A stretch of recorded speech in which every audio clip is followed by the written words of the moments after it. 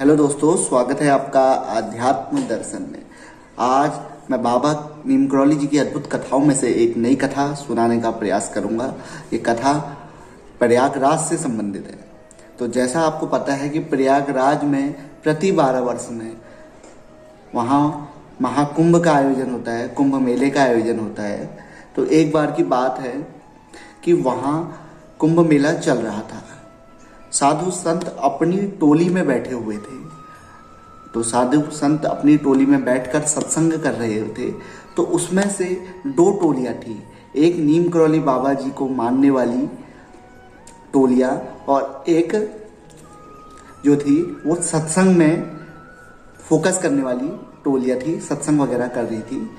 तो एक साधु ने कहा कि नीम करौली जो बाबा को याद करो, बाबा नीम करौली आते हैं।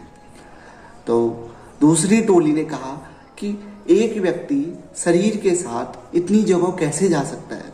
जैसे हम हैं, हमारा ये भौतिक शरीर है, ये शरीर के साथ हम अमेरिका भी, काशी भी, कैची धाम भी, नैनीताल भी, अन्य 10 जगह नहीं जा सकते। जहाँ हम हैं वहीं हम रहेंगे।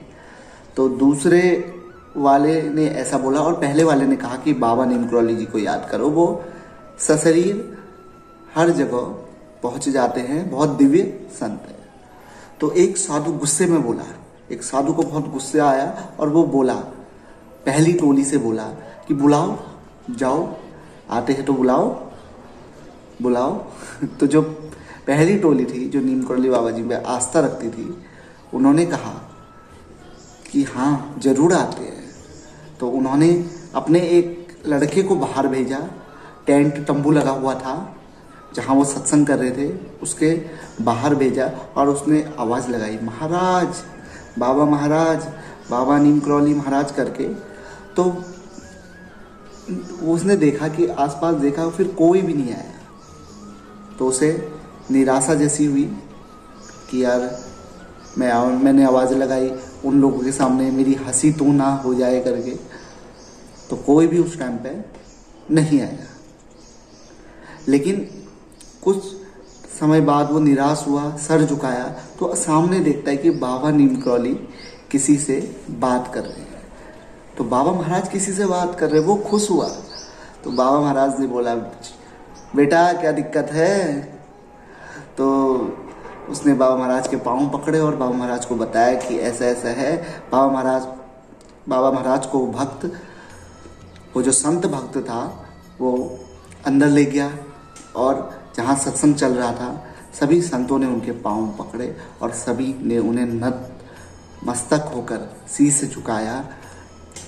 कि इससे पता चलता है कि बाबा महाराज अपने भक्त की रक्षा के लिए, भक्त की जो आस्था होती है उसका कितना सम्मान करते हैं।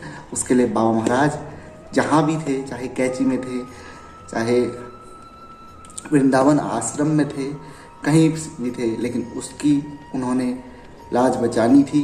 तो इसके लिए वो प्रयागराज कुंभ में भी पहुँचे और साधु संतों को भी प्रमाण दिया कि वो स्वयं हनुमान जी के अवतार हैं। तो ये छोटी छोटी घटनाएं हैं बाबा महाराज की। आपको कैसी लगी आप मुझे कमेंट बॉक्स में बताएंगे और इस वीडियो को लाइक, कमेंट और शेयर जरूर करेंगे। ऐसी मुझे आपसे अपेक्षा है। थैंक यू दोस्तों।